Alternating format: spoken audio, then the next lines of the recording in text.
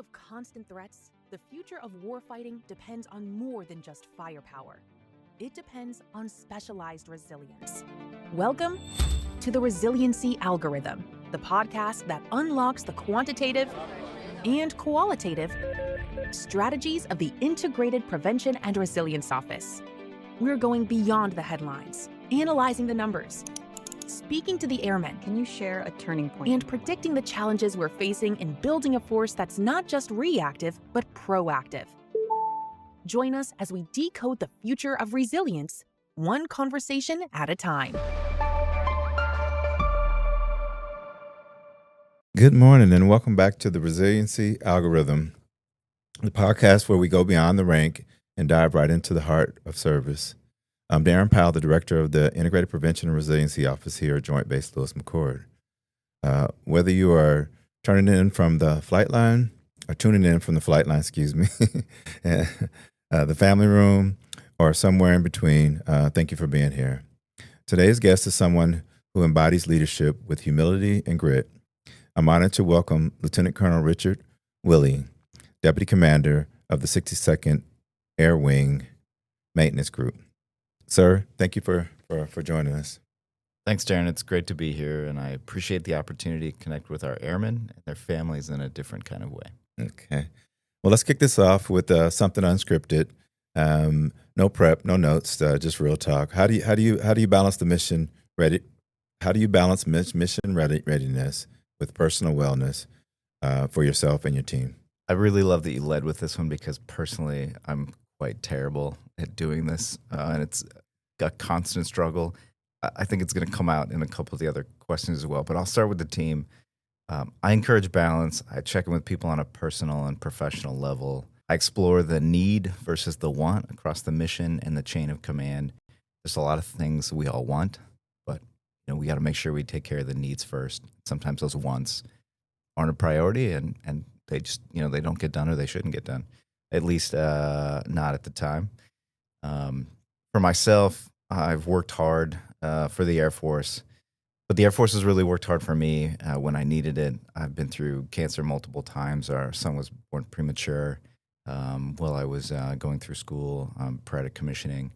I had a stroke, and the Air Force has always rallied around me when I really needed it. And part of my journey is understanding that that's okay. But also, I know that I'm planning on retiring relatively soon and staying here for family. And so I know retirement's around the corner. And that is kind of my balance, is that I'm not going to do this forever. And I found it okay to invest at times, maybe above what I get paid for, or even sometimes the hours in the day. And I've always looked at what's on my plate and thought, when I'm sitting on a porch and I'm not part of the Air Force anymore, at least not the active duty, will I be glad I put the extra work in to get this thing done or not? And I kind of use that as a compass to decide it's okay. I take longer chunks of leave each year, and my family has some rituals where we go out into the woods without connectivity or something like that during those times to kind of reset myself.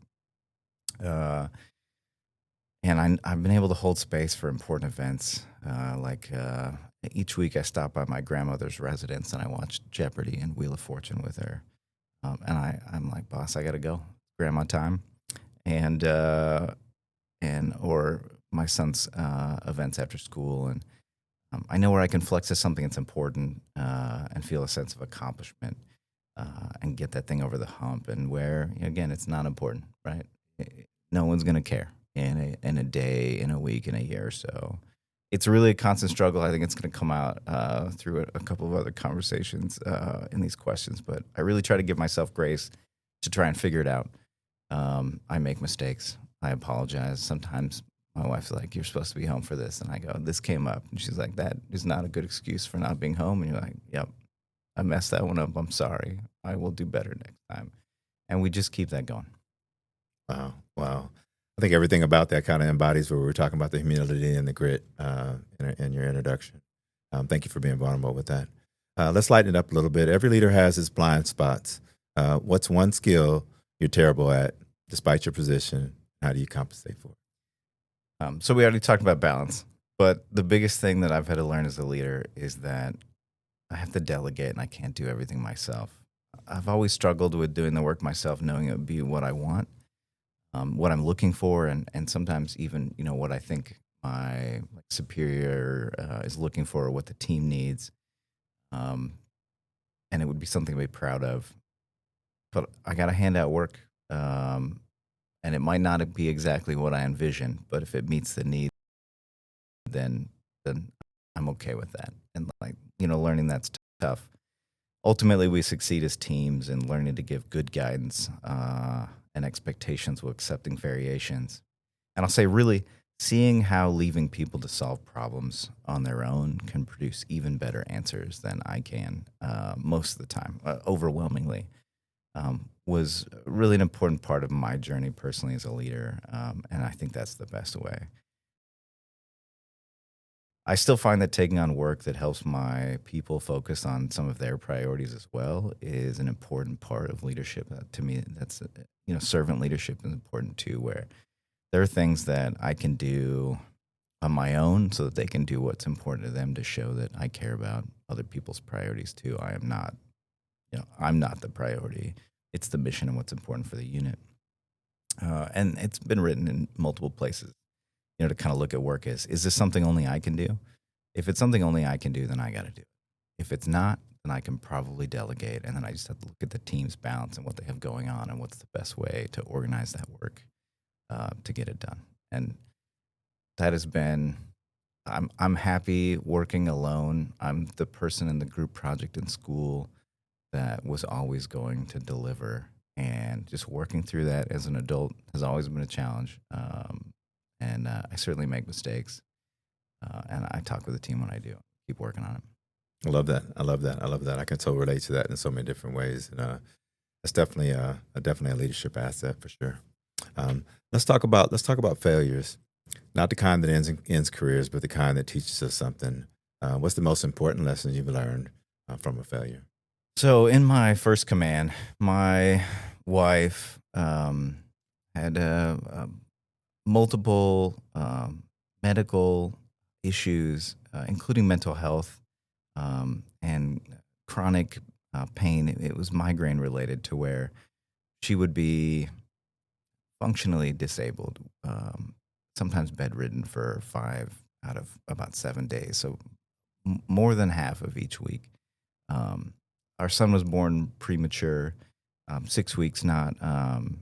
We spent a couple months in the NICU afterwards, but he caught up a little bit.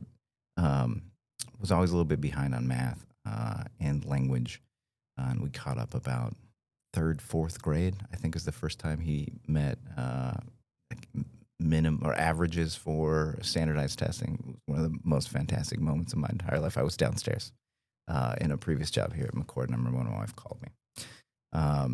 But I hadn't done my professional military education. I didn't do my Air Command and Staff College, and I was in command at Luke. And I always thought that I could just close the door and I would get it done. And we had 800 people, and that day, like that moment, did not come.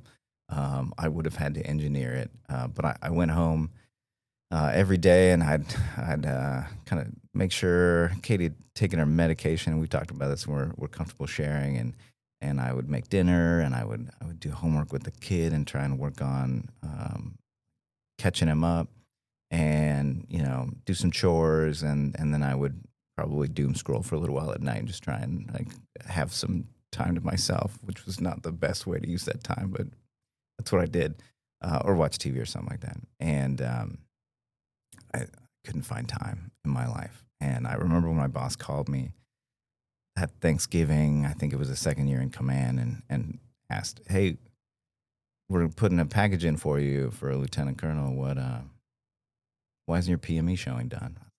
I know you kept asking me, and I kept telling you I was going to get it done, and I just didn't. Here's how far along I am. We I lost my follow-on job as another command on that base, and I it really made the last 6 months of command very, I'll say, interesting. I had planned to come up here. I really needed to put my family somewhere where they were stable and had a support network because couldn't get it all done together. There just wasn't enough time in the day and capability, and we had some additional needs. So I was planning on joining the 446 back in the day, and thankfully the Air Force gave me a pathway to continued service, and I, eventually on the third try, I was able to make lieutenant colonel, and I kept working hard. But it was it has been very painful at times. But the failure is I didn't do what the Air Force asked me to do. I had prioritized other things in my life. I prioritized family, and I wasn't 100% efficient at doing everything. Like I said, I needed some time to myself too, and I didn't always give that to myself. But I would, that's certainly my biggest failure is failing to, speaking of personal balance, right? Balance the needs of my unit to balance my family's needs and my own personal needs. And I was doing the unit and I was doing the family, but I didn't take care of my personal requirements as an airman and at times as a father and a husband, and find ways to like reset myself.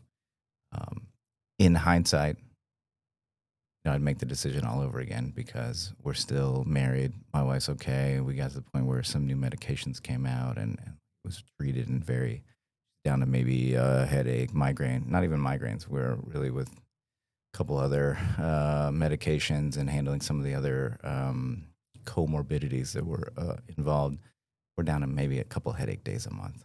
And so, my family's more important than my service. And that really feels almost like painful to say sometimes. But I had to learn the hard way that that was much more important as my North Star than whatever was going on at work, right? And that we are imminently replaceable. Like, what is the Air Force really good at?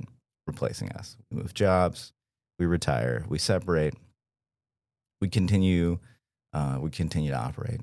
It's never going to be on the news that, oh man, the Air Force isn't an Air Force anymore because this one guy retired or separated, right? But it really feels really important at the time. And certainly like job requirements are very compelling. So I'll to recapture, my biggest failure is trying to do everything all at once and then not telling my boss, not telling the people around me that I can't do it all. And I had to learn the hard way that you just gotta admit it, and you gotta rip the Band-Aid off and be like, I can't do it. I got this and I got this. Here's my priorities. I don't know what to do. And as soon as I did that, the Air Force showed up and was like, hey, my boss pulled me up into his office. We had the deputy at the time was off doing joint PME, and they pulled me up there, and he's like, you're gonna be right next to me. You're gonna cover for the deputy, and you're going to do your PME, you're going to do your ACSE, and I'm going to check in on you. And because I don't want you to give up. And he forced me to do it, and I owe him a ton for doing that. I'm still here having this conversation because of it. So Nice. That's powerful. I think it's something our listeners, especially airmen, need to hear. Failures at the end is often the beginning of something better. Let's shift to career advice. What is the best piece of guidance you received? Yeah, this is gonna follow on a little bit. I was at Mountain Home Air Force Base. I was a captain. We were, I think, going to the maintenance professional awards for the year. It's kind of our big maintenance party, and we celebrate our folks. And I remember my 06, the group commander at the time, seeing my wife, and I think I might have been the exec at that time, or I might have been an OIC. It doesn't matter. We met him just kind of in a receiving line. We're all heading in, and he looked at Katie and said, "Hey, how's Dick doing?" getting home and like taking care of you guys. And she kind of made a face but didn't say anything. Sometimes, you worry about telling your boss, your spouse's boss, the truth, things like that, right? Or we certainly encourage people to be happy and sometimes accept things that are a little bit more difficult or like long hours, things like that, sacrificing the service. She made a face and he was like, "No, really, how's he doing?" And like, could be better. A little bit of feedback, and he looked at me and said, I have a friend. This is my the '06 talking. I have a friend, and when he retired, kind of went home, looked at his kids, realized he didn't really know 'em. Who are their friends? What are they into? He'd worked way too hard, and not spent enough time with family. And he said, "Don't do that. Don't be that guy." Here I am telling a story about how terrible I am at it, right? But like this Colonel Michael Lawrence, he's retired now. Like that man's advice in that moment has always been something that we've gone back to. And even when I was like just fantastically screwing it up, I knew that that was something that we had to get back to. And my wife was really touched by that moment because it was someone in the Air Force going, "Hey, you guys matter, right? And you get like one shot at life. And if you blow it in these moments with your kids, in your marriage, et cetera, you can't go back and fix them, right? Like promotions. We get notified we're promoted once, right? We get one promotion ceremony. If we blow that, you can't go fix it. There's only a couple of us that are going to get promoted to the same rank twice, right? So there's really no do-overs. So that's always kind of helped keep us grounded. And we'll look at each other and go, "Remember that time? Remember what he told us?" Love it. And try and fix it. Good stuff. Good stuff. Good stuff. Good stuff. Okay.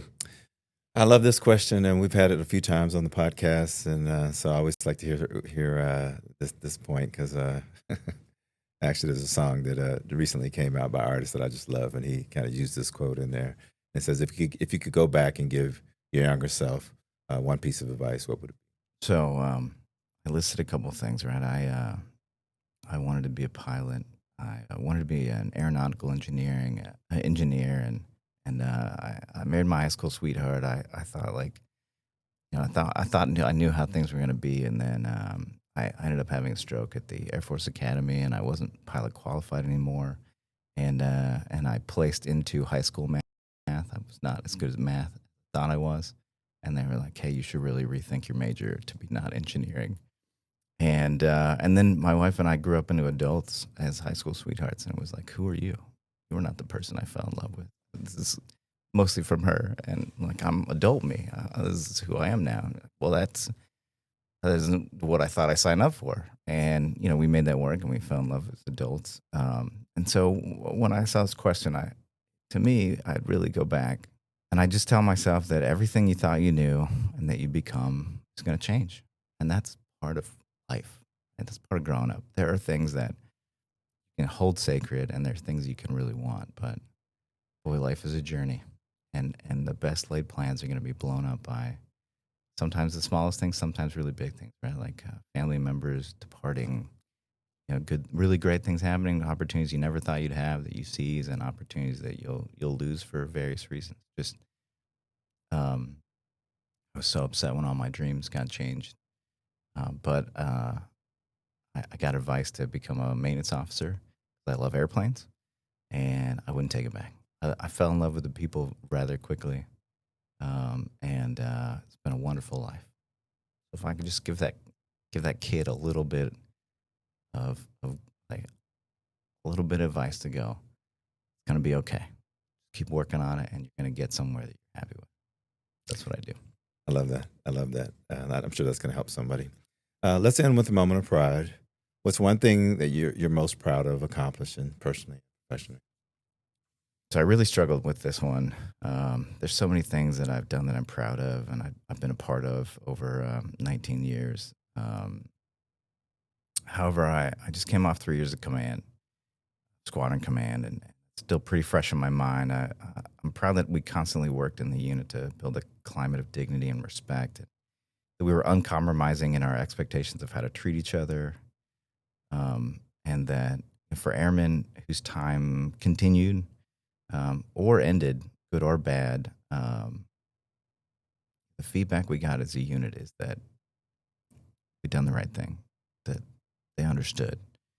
And I was talking about there's moments in our careers and our lives that you only get one chance.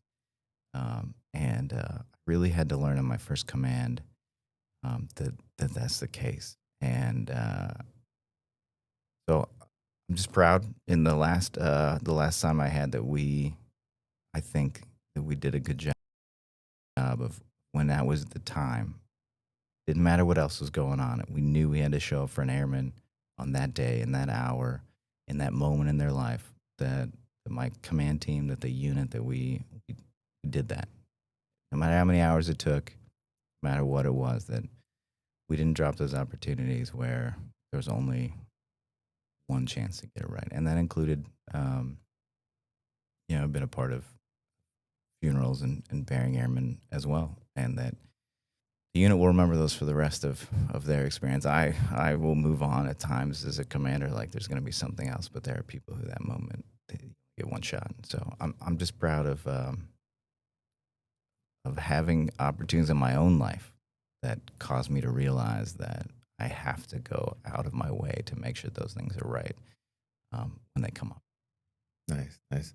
That's the kind of story that reminds us of why we're here, why we serve, and why we support those that who do. Lieutenant Colonel Willie, thank you for your candor and your leadership and your heart. This conversation is exactly what the resiliency algorithm is all about. Real people, real stories, and real connection. To our listeners, airmen, civilians, families who hold it all together, we see you, we value you, and we're here for you. Until next time, stay resilient, stay connected, keep showing up for each other and for yourselves. Thank you for joining us on the Resiliency Algorithm today. And remember, resilience isn't just about bouncing back. It's about building a stronger foundation to begin with. What insights did you take away from today's episode? Have any topics you want us to discuss? Feel free to share your thoughts and questions through our social media channels. Until next time, thanks for listening, and remember,